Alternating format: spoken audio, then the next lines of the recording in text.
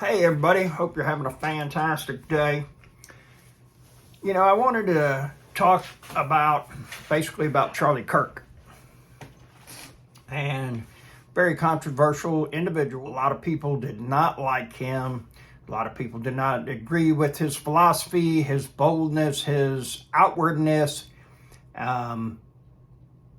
But what I would like to do, this is not a political post, and it's not going to be about Christianity. It's not going to be about transgender or anything of that nature.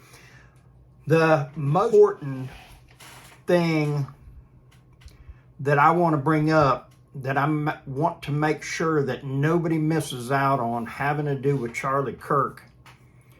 I think it's absolutely amazing, the platform and how, he basically traveled around to universities, soon-to-be would-be voters, talking with them and inviting them to debate with him.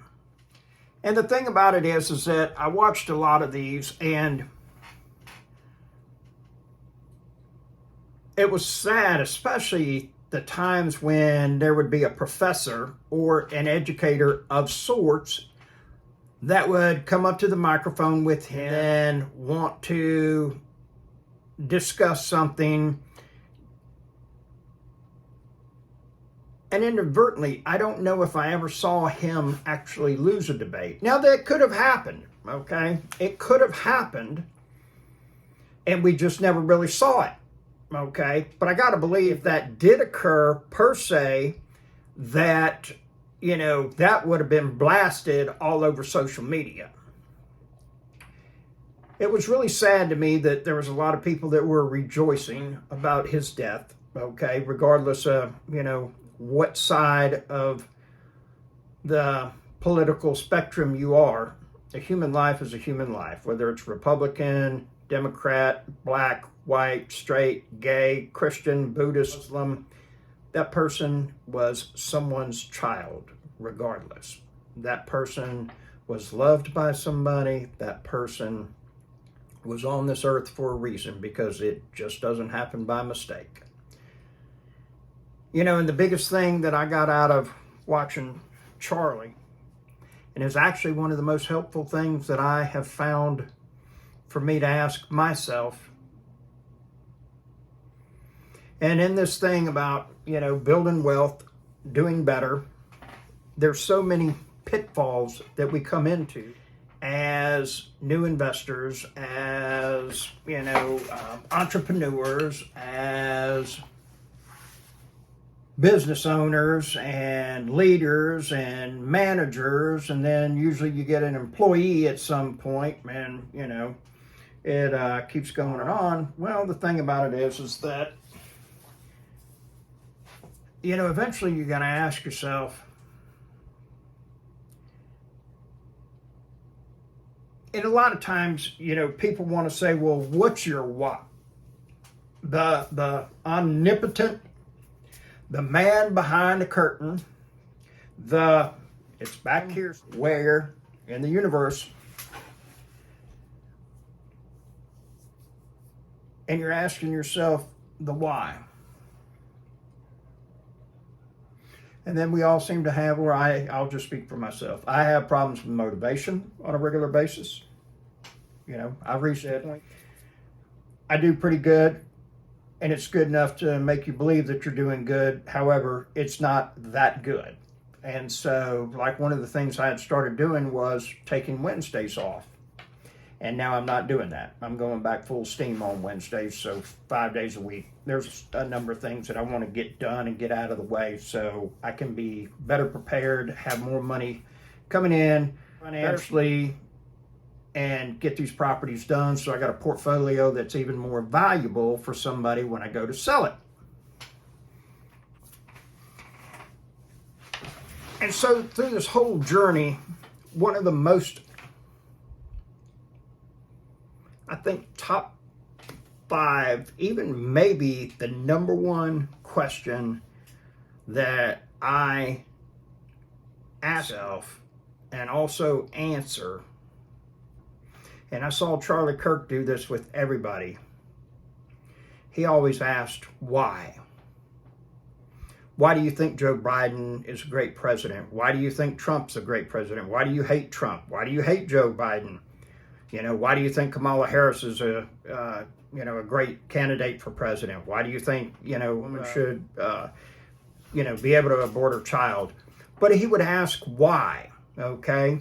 And the majority of the time, people could not give any reason, and I mean by reason, logical or factual, but it was all based in feeling. And a lot of times our feelings are highly influenced by what it is that we see, by what it is that we read, and also by the people that we associate with. If you hang out with 5 millionaires, chances are you're going to become the next one. If you hang out with 5 felons, chances are you'll be convicted soon. It's the nature of the beast. I don't make the rules, but I have to acknowledge that there is a game, there are rules, and they do affect me. And the thing about it is that, in this whole wealth game, it's like, I had a lady contact me not too long ago. She went through a divorce, and she got a house out of the deal, and I think like $80,000. First thing she does, runs out, buys a diesel truck for $50,000. Why she needs it, I have no idea. But she is absolutely adamant that she needed that truck, and it's a tool. And in my conversations with her, I can't see where it's a tool. She doesn't have a company that involves hauling. She doesn't have a food truck that she's got to pull, a trailer, anything of that nature. This is basically just her daily driver. So, upon talking with her, and I don't think she's able to comprehend this, is because she was like, why is it that guys freak out about my truck? And I'm like, personally, I don't give a damn about your truck. I just think, it's absolutely crazy that you wouldn't spend $50,000 when you could buy a house for $50,000 and then make a truck payment. I don't want a truck payment. Okay, well, guess what? You could have bought a house, somebody could have paid rent, and you'd have been able to pay that truck, and then guess what? 5 years or 7 years, you have a truck that's paid for, and you still have a house that's putting money in your pocket. As it is now, that truck didn't cost you $50,000, but it probably cost you $500,000. Well, how do you figure that? Well, because you could have invested that money. And 20, 25 years later, could be worth $500,000, something to that effect. Well, as we go and talk and everything, I find out from her about, this relationship she was in. It was horrible. The guy was an absolute ass. He was real controlling. She couldn't smile at another man, if they were out, and, he would, you're cheating on him, you're doing this with them, that whole 9 yards. So basically this truck was a way to him, and I'm making a decision. And I even told her, I said, I bet it felt really good. She said, oh, it did. And I'm like, okay.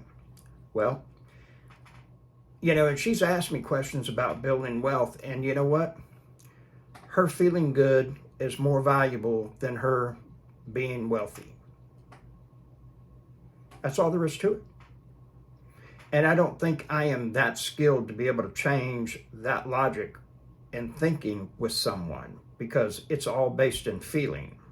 And the money of building wealth, getting to a point of financially independent, not having to work, early retirement, most of that's going to be extremely logical. And the majority of the time, it's just not fun.